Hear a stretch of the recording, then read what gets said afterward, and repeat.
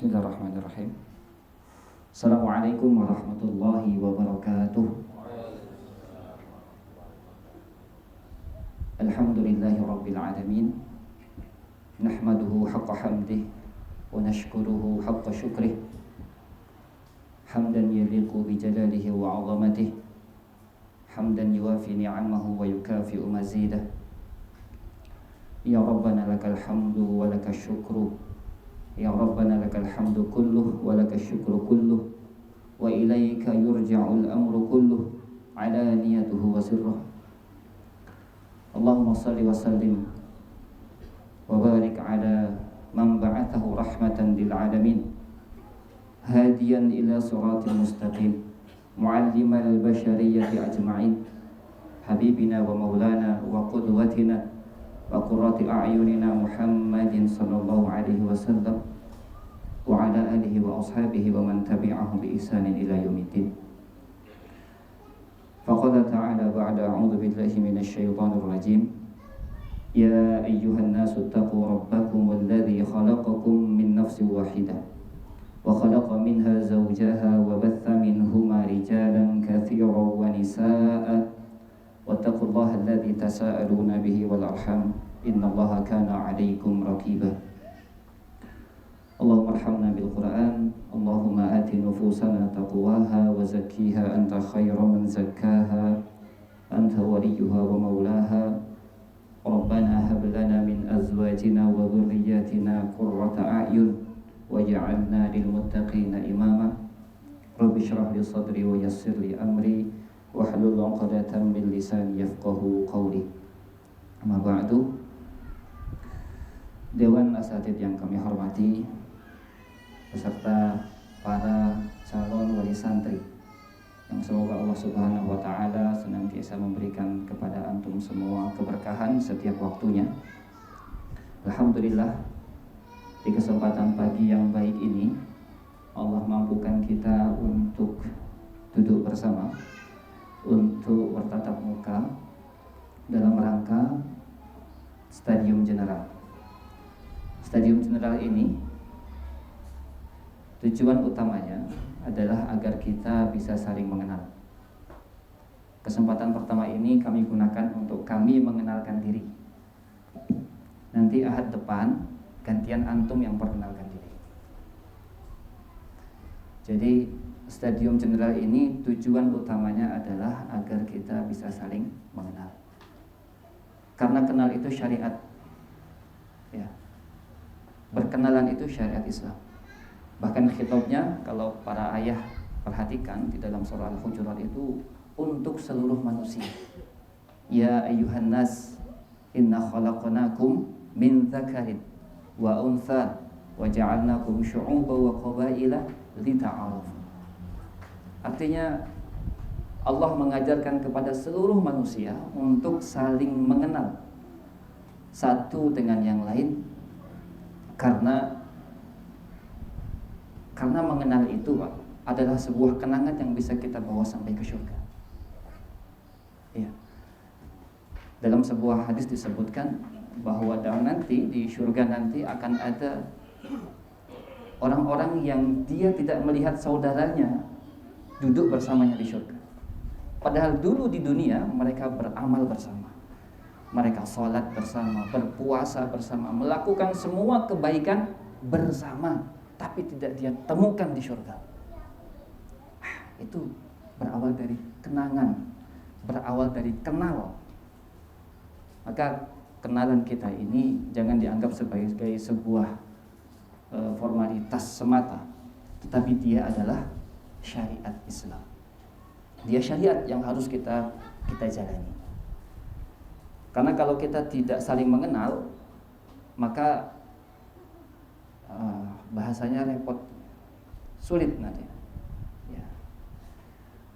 Saya tidak mengenal antum seperti apa, karakteristiknya seperti apa. Antum juga tidak mengenal kami, asal jalan begitu saja. Sebagaimana kalau kita membina rumah tangga gitu, kita nggak kenal, ya, tidak tahu gimana nasabnya, tidak tahu bagaimana adinnya dan sebagainya. Akhirnya hanya bermodal cinta, ya, tapi tak tahu sampai di mana. Nah, kita nggak boleh cuma modal cinta. Kita harus kenal. Antum harus kenal kutab itu apa, di dalamnya yang diajarkan itu apa, siapa para gurunya, lingkungan wali santrinya itu seperti apa, harus kenal, harus tahu, agar kenangan kita nanti di kutab ini bisa kita bawa sampai ke surga. Amin.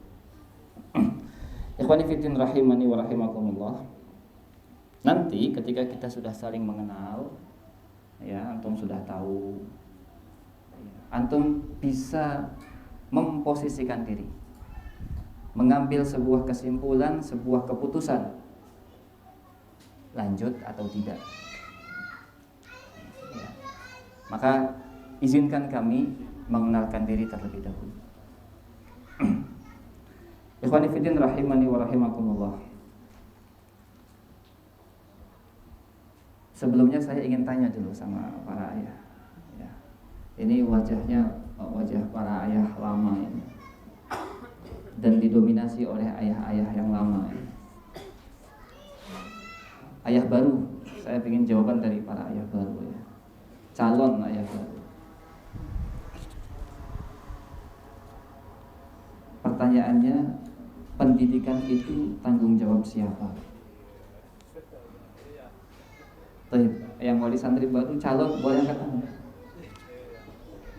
Kalau nggak angkat tangan nanti saya nunjuk. Baik. Fadhal. Karena antum yang paling depan. Waalaikumsalam.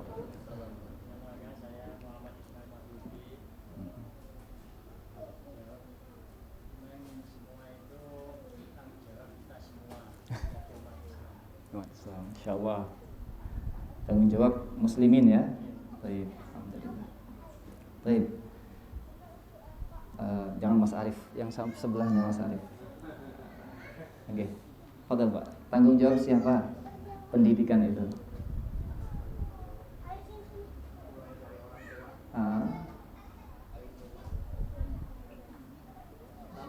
Orang tua. Masya Allah, barakallahu fiik. Cukup. Itu sebelahnya tuh. Monggo, Pak. Fadhal. Nggih. Pendidikan mungkin lebih sama. Nggih. Lebih ke dari orang tua dulu Iya. yang melahirkan atau mengenal pertama anak. Nggih. Masya Allah. Lingkungannya Nggih. itu akan berdampak pada anak tersebut. Nggih. Juga kemudian pendidikan khususnya dia ditaruh di lanjutan pendidikan mana, lembaga pendidikan yang bagaimana. Barakallahu fiik. Barakallahu fiikum. Barakallahu fiik. Baik.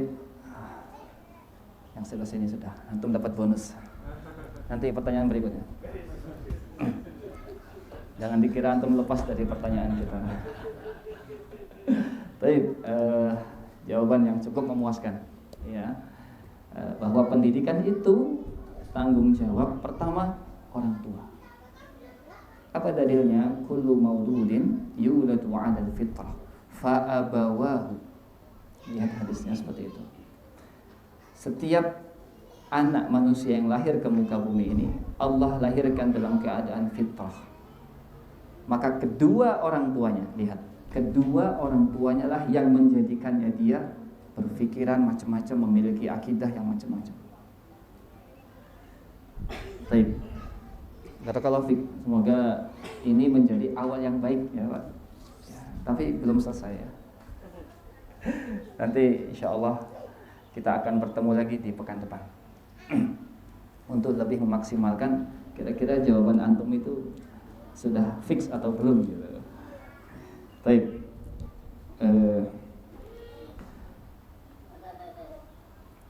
Yang kedua pertanyaannya, yang sini jawabnya, bagian sini. Baik. Tadi saya kita mendengar salah satu bacaan dari ananda kita. Situ dia membacakan salah satu ayat dari surah At-Tahrim. A'udzubillahi minasyaitonirrajim. Ya ayyuhalladzina amanu qu anfusakum wa ahlikum nar. Wahai orang-orang yang beriman, jagalah diri kalian dan keluarga kalian dari api neraka. Baik. Saya mau tanya ini Pak, dari wali santri baru, calon wali santri baru. Kesolihan orang tua itu kewajiban apa sampingan? Kesolihan orang tua. Antum dulu. Kewajiban. Berarti ketika kita tidak solih, berdosa apa tidak?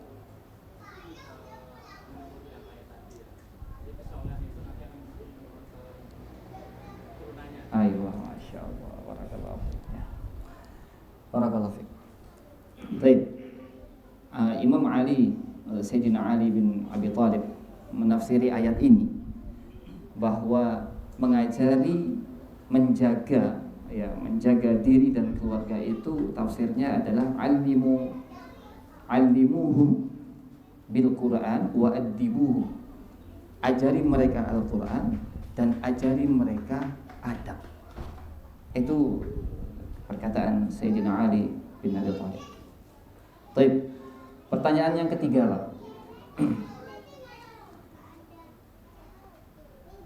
Bolehkah pendidikan itu dijadikan lahan bisnis? Fadhal, Pak Sulis. Boleh tidak pendidikan itu dijadikan lahan bisnis? Tidak boleh, Pak. Tidak boleh. Masya Allah. Terus kalau nggak boleh, caranya gimana? Fadhal. Ini santri baru. Kalau santri lama ini udah makanan tiap hari kayaknya. Makanan tiap bulan juga. Tapi perlu diasah ini kayaknya. Fadhal. Caranya gimana, Pak? Kalau memang pendidikan itu tidak bisa dijadikan lahan bisnis, ada banyak kebutuhan yang harus kita hadirkan. Ya, gimana caranya? Saya belum tahu, teman paling tidak cara mengajarkan ikhlas. Ayo, ikhlas.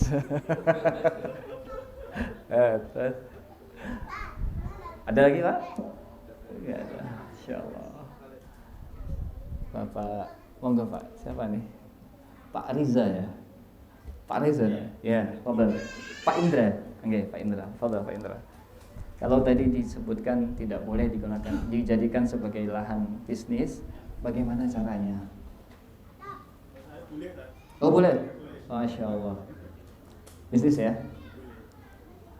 Rasanya gimana? Bisnis nggak harus profit, tidak harus menguntungkan gitu ya. Tapi bisnis yang tidak menguntungkan gitu. Tidak harus menguntungkan. Bisnis nggak menguntungkan. Ya. Saya harus belajar banyak dari beliau nih. Bisnis yang tidak menguntungkan, masya Allah. Tidak harus menguntungkan. Ya, masya Allah. Barakallahu fiik. Barakallahu fiik. Baik. Bisnis. Kok malah lari ke bisnis? Saya ini orang pasar. Jadi kalau bicara pasar, bicara bisnis boleh lah. Saya ingin belajar banyak dari teman-teman di sini. Masya Allah. Baik, ikhwani fillah rahimani wa rahimakumullah. Lembaga kita, lembaga Kutab ini, di awal sudah kita canangkan bahwa lembaga kita ini adalah lembaga non-profit. Ya. Nanti kita akan bahas poin-poin apa saja sih yang sebenarnya harus dimiliki oleh para wali, para calon wali santri baru, agar antum semua bisa paham, oh ternyata di Kutab itu siklusnya, iklimnya itu seperti ini. Ya, cara menjaganya yang harus kita siapkan, bekal kita, amunisi kita seperti ini. Karena di depan sana, Pak, bekal itu, amunisi kita harus banyak. Iya, amunisi kita harus banyak. Karena kalau kita tidak menyiapkan diri dari sekarang, nanti di tengah jalan ketika kita berjuang, ya, ketika kita berjuang, ketika kita melewati masa-masa sulit, udah akan banyak keluhan, akan banyak kalimat-kalimat yang kadang tidak pas untuk disampaikan. Maka dari awal saya sampaikan, sebelum kita melangkah untuk berjuang bersama, siapkan amunisinya, siapkan bekal kita, karena kita butuh banyak bekal. Baik, ikhwani fillah rahimani wa rahimakumullah. Kita sepakat bahwa kumpulnya kita di sini adalah dalam rangka memberikan perhatian yang lebih dalam hal pendidikan. Kenapa? Karena Rasul Shallallahu Alaihi Wasallam itu diutus misinya pendidikan, ya, misinya pendidikan. Kenapa kok misinya pendidikan? Terbukti ayat pertama yang turun itu perintah untuk membaca. Iqra, Iqra bismi rabbikal ladzi khalaq. Kita disuruh membaca, disuruh melihat, disuruh terlibat langsung. Jadi, dan ini sebenarnya solusi. Ketika hari ini kita melihat carut marutnya kondisi negeri, bahkan dunia pada umumnya, solusi pertama yang harus diperbaiki adalah pendidikan. Dan Rasul kita yang mulia Sallallahu Alaihi Wasallam telah mencontohkan itu, di mana Rasul sebagai gurunya, Al-Quran sebagai panduannya, para sahabat sebagai muridnya. Ya, Rasul sebagai murabbinya, Al-Quran sebagai kurikulumnya, kemudian para sahabat adalah para muridnya. Maka jadilah mereka generasi terbaik, karena dipandu oleh uswah terbaik, kitab terbaik, maka jadilah mereka khairul qurun, sebaik-baik generasi. Bisa gak kembali ke situ? Generasi itu? Insya Allah bisa, asal kita mengikuti jejak mereka. Nah, mengikutinya itu bukan mudah, bukan urusan sepele, tapi urusan yang sangat berat. Melawan arus itu berat, tengah formalitas hari ini. Ya, ini saya sampaikan dulu. Ketika nanti kita tidak mirip, katanya mirip, katanya seperti ini, ya itu karena tantangan kita dan mungkin kita tidak sesiap para sahabat. Ikhwani fillah rahimani wa rahimakumullah. Maka kutab teman-teman sekalian dirahmati Allah berupaya untuk meniru sebenarnya. Kalau kita tidak bisa sama, paling tidak kita niru. Karena meniru orang-orang soleh itu beruntung. Fa inna tashabbaha bis-shalihi falahun.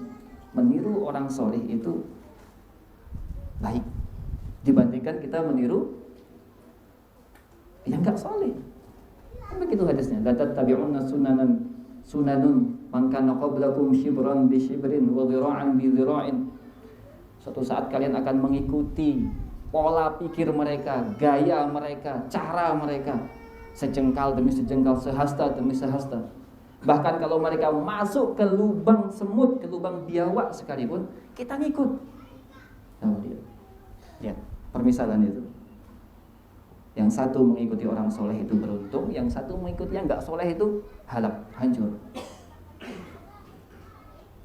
Jadi kita, teman-teman sekalian yang dirahmati Allah, di awal butuh kita pahami dulu bahwa apa yang terjadi yang akan kita jalani nanti, sebenarnya kita berupaya mencontoh aja, meniru, tidak membuat yang baru, tidak membuat yang baru, tapi meniru.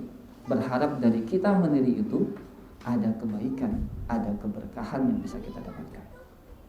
Baik, ikhwani fillah rahimani wa rahimakumullah. Yang pertama, yang harus kita pahami yang harus kita pahami bersama, yang pertama adalah kutab ini lembaga non formal. Lembaga non formal, semuanya non formal. Saya tegaskan, semakin kita jauh dari yang namanya formalitas, ya, semakin kita bisa meniru Rasul sallallahu alaihi wasallam. Ya, saya sampaikan kita punya konsep namanya mulazamah. Mulazamah itu para guru membersamai murid-muridnya, murid-muridnya juga membersamai para guru. Ya. Belajar dari kesehariannya, belajar dari adabnya, belajar dari mengambil faedah dari ilmunya, dan seterusnya. Nah, formalitas, dan kita di posisi hari ini, semakin kita menjauh dari yang namanya formalitas, maka semakin kita dekat dengan yang namanya konsep mulazamah.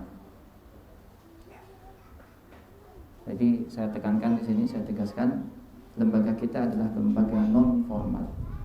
Kenapa kok begitu, Ustaz? Ya, jelas di sini tidak ada kelas. Ya, bagi calon wali santri baru, tolong diperhatikan baik-baik. Di sini tidak ada kelas, tidak ada istilah kelas 1, kelas 2, kelas 3, kelas 4, kelas 5, kelas 6, kemudian lulus. Di sini tidak ada ijazah.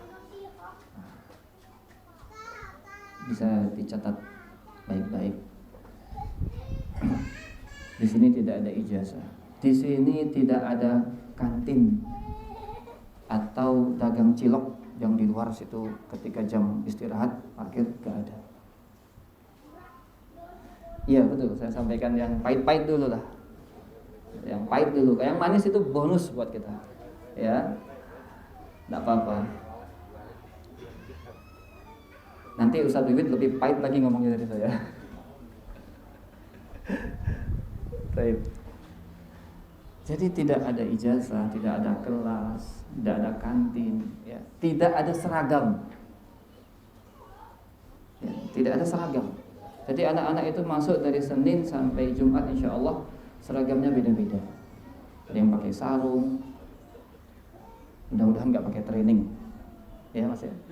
Jangan pakai training apalagi kolor. Alhamdulillah dari mata nasrullah gitu ya. Kapan datangnya pertolongan Allah ya? Jadi ketika masa-masa sulit nanti, ya bahkan sampai ada upaya untuk disegel gitu misalkan ya, shutdown gitu, sudah. Kembali ke pertanyaan pertama tadi, orang tua lah yang menjadi orang yang pertama kali bertanggung jawab atas pendidikan anak-anak. Sepakat sampai di sini, Pak? Kalau sepakat saya lanjutkan. Baik, itu yang pertama. Lembaga kita lembaga non formal, ya. Nanti kadang-kadang tuh menggelitik, Pak. Setiap tahun tuh kita ngadakan stadium general dan sama terus gitu, Ustaz. Saya sampai pesan ke Ustaz, saya nggak usah ngisi aja lah, kirim rekaman aja yang tahun lalu udah cukup, insya Allah. Kenapa? Karena hari ini kita sepakat, Pak. Kita sepakat bicara kita non formal, nggak ada ijazah, nggak ada kelas, tapi pada perjalanannya itu dipertanyakan. Ya, saya jadi teringat sebuah hadis, yastahilluna, mereka mempertanyakan gitu, yang dahulunya sudah kita sepakati gitu.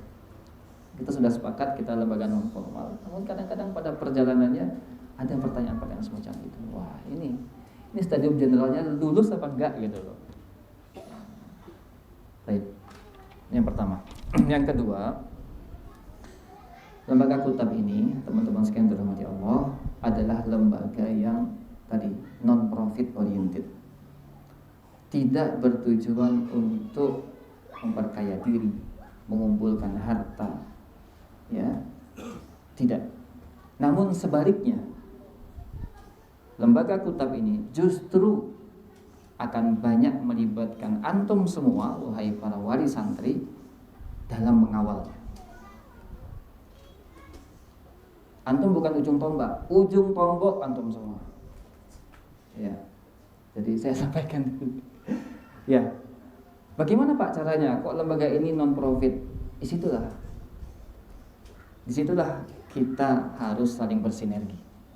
Disitulah kita harus paham bahwa ternyata dahulu Nabi SAW, ya, ketika kita baca surah Al-Hasyr misalkan, bagaimana orang-orang muhajirin itu datang, kemudian disambut oleh orang-orang muhajirin, oleh orang-orang ansor, ya.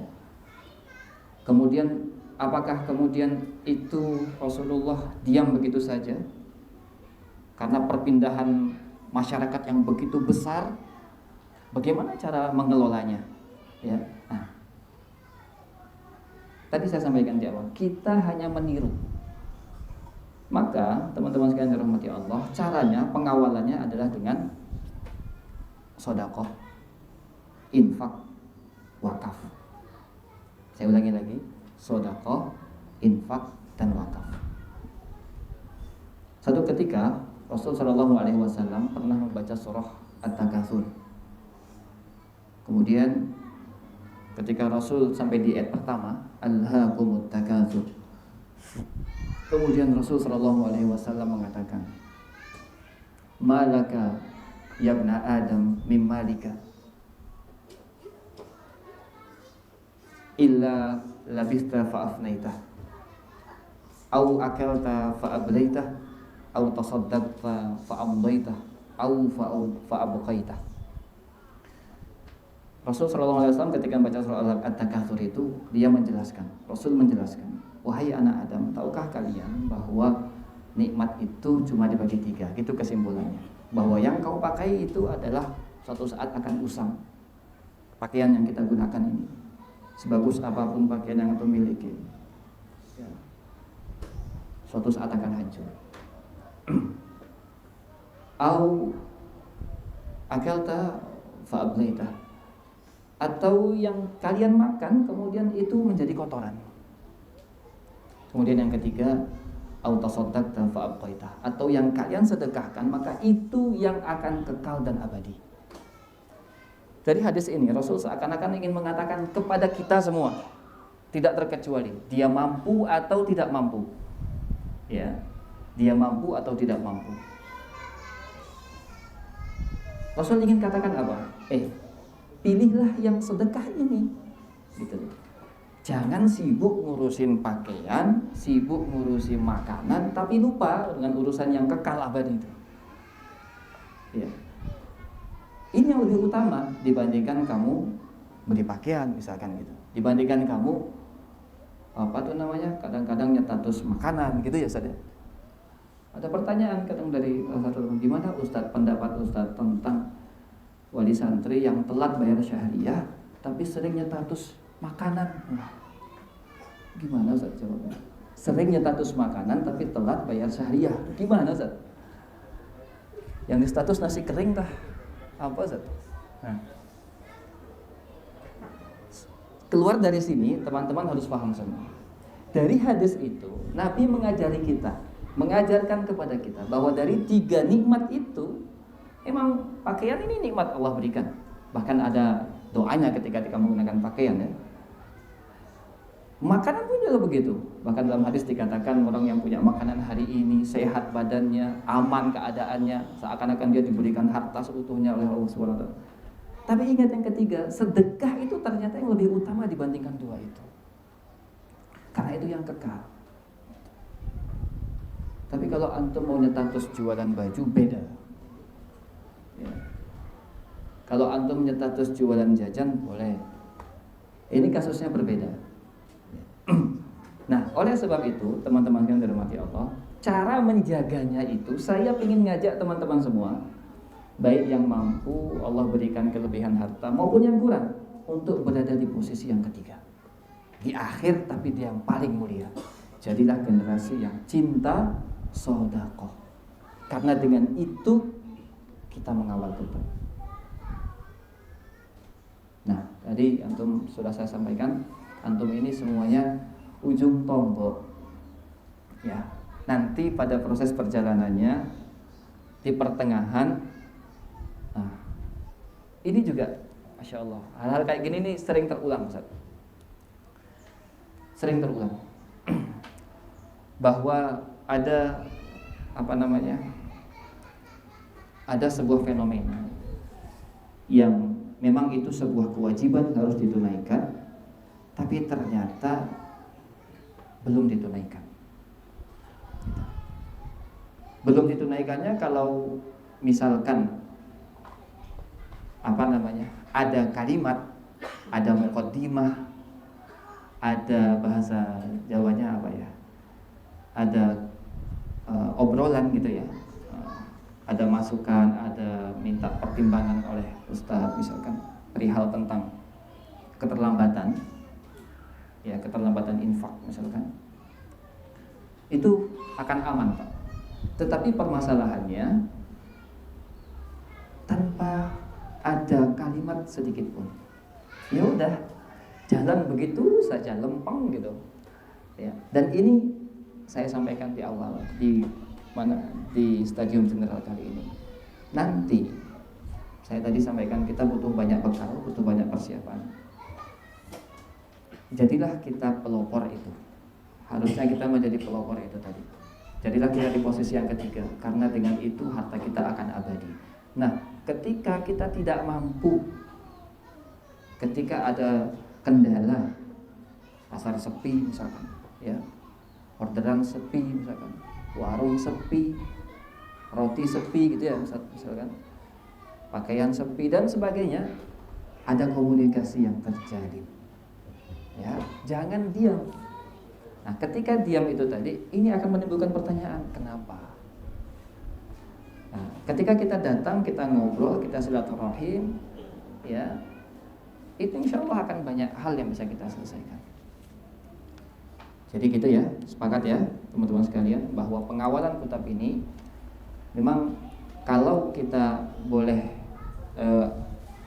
hitung bahwa kondisi hari ini, infak hari ini, syahriah hari ini yang diwajibkan itu, syahriah bulanan itu belum sama sekali mencukupi operasional kita. Ya, saya sampaikan, sama sekali belum mencukupi operasional kita. Terus kok bisa sampai berjalan masuk tahun ke-7, Ustaz? Antum kan tahun rencana ini antum generasi ke-8. Nah, kenapa kok bisa bertahan Ustaz sampai di tahun ke-7? Itu atas izin Allah Subhanahu wa taala. La haula wala quwata illa billah. Hasbunallah wa ni'mal wakil. Ya. Orang muslim, mukmin pasti ingin mengambil porsi yang ketiga. Bukan berarti kemudian ketika kita sampaikan di sini semua ada subsidinya misalkan gitu ya. Semua berjalan sesuai dengan sedekah, infak dan wakaf. Nah, tapi cara pandang kita seorang mukmin, harusnya kita di posisi yang ketiga. Bagaimana upaya kita menjadi pelopor itu tadi? Meskipun dalam keadaan kita sulit. Karena dahulu, nah ini kita meniru lagi. Karena dahulu dalam sebuah athar dikatakan, tidaklah para sahabat di masa lalu memiliki sebuah kebiasaan mereka itu sulit atau lapang, melainkan mereka gemar berwakaf. Silakan nanti antum cari. Jadi wakaf itu, teman-teman sekalian dirahmati Allah Subhanahu wa taala, itu tradisi masa lalu. Tradisi orang-orang solih masa lalu yang dengannya mereka bisa berjaya. Baik. Paham ya sampai di sini? Baik.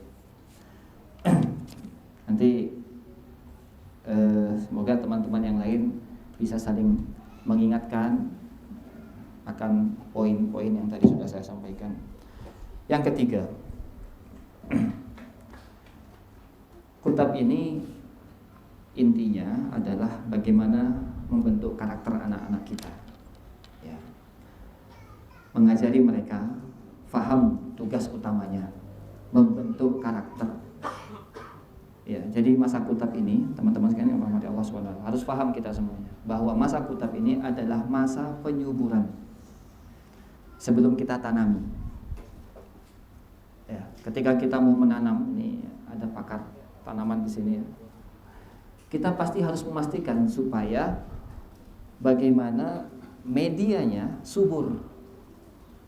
Ya, medianya subur.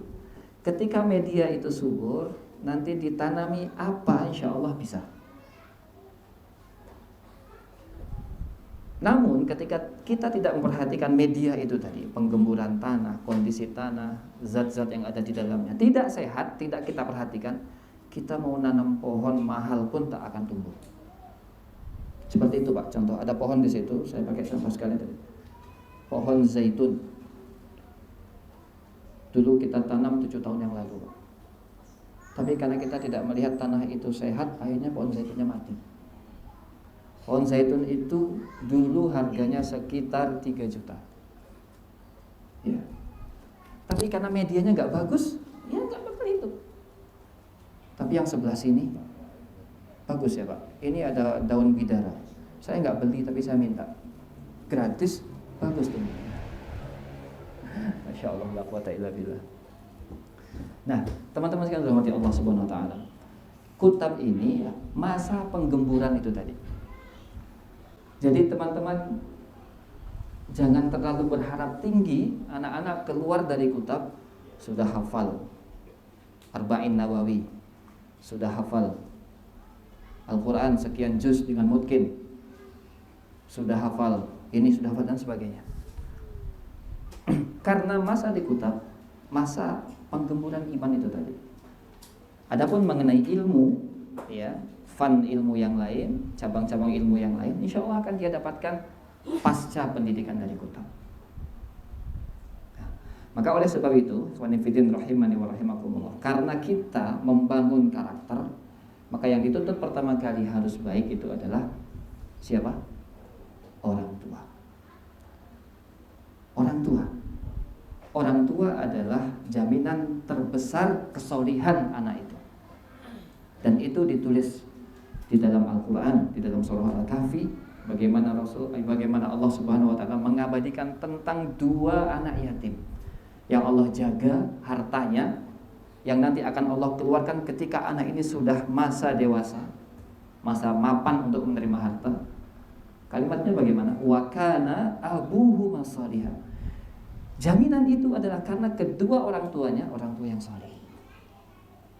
Maka kesolihan antum itu kewajiban dan itu hak anak-anak kita.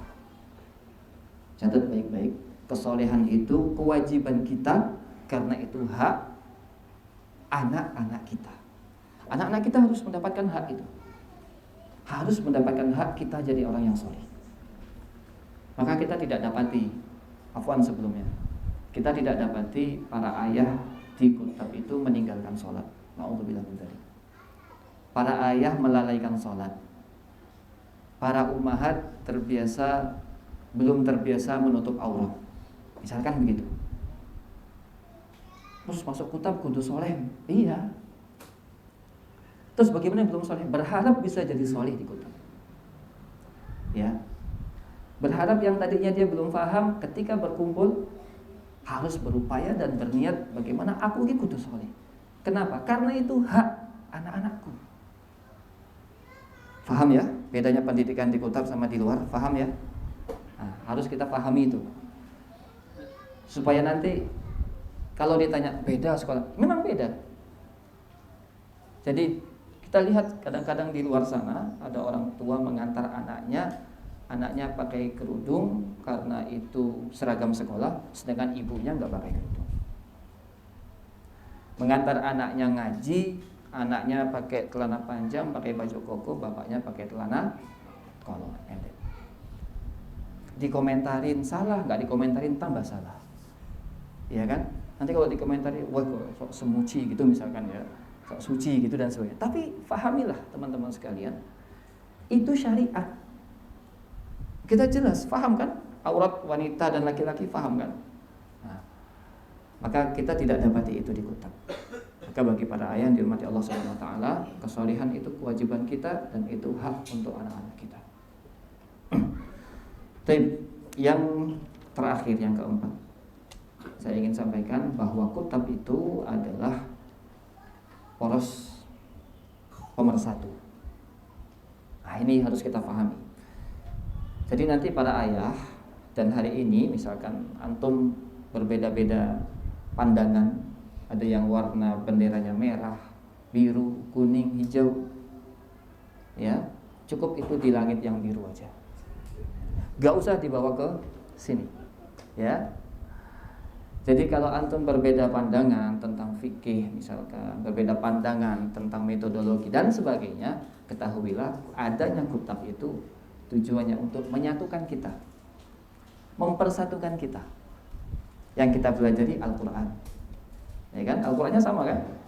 Ayat pertama Bismillahirrahmanirrahim, ayat terakhir Minal jinnati wan nas, sama kan ya? Nah, kecuali kalau memang kiblatnya beda, rakaat sholatnya beda, tanah sucinya beda, ini jelas. Tapi karena kita muslim, karena kita mukmin, ya, kitab kita sama, sholat kita sama, syahadat kita sama, maka saya harapkan jadilah antum yang berikutnya pelopor pemersatu. Ya, karena wali santri di Kutab, ketika antum sudah menjadi wali santri Kutab, antum punya stempel itu, stempel cetok gitu kan. Antum kemana itu ada stempelnya, Kutab. Wah, ini wong Kutab, ya. Nah, dimanapun antum berada, jadilah pemersatu. Basit, luas, ya. Jangan sampai menjadikan diri kita justru dengan kita masuk di Kutab sempit. Contoh misalkan tadi, wah wong Kutab kudune wong soleh. Nah, antum jangan kemudian merasa kecil hati. Justru jadikan momentum itu sebagai kesempatan antum untuk berdakwah, menyampaikan, mengajak, memperbaiki. Jadi sama dengan antum ketika masuk di Kutab, antum itu saya ajak jadi mitra dakwah. Ya, antum saya ajak menjadi mitra dakwah kami, yang dengan mitra dakwah itu kita nggak bicara untung, kita nggak bicara untung dan rugi, ya. Tapi kita sudah tadi yang disampaikan oleh Ustadz Abko, orientasi kita sudah, visi kita adalah visi akhirat. Hai fillah rahimani wa rahimakumullah. Nanti kaitannya dengan visi dan misi, ya.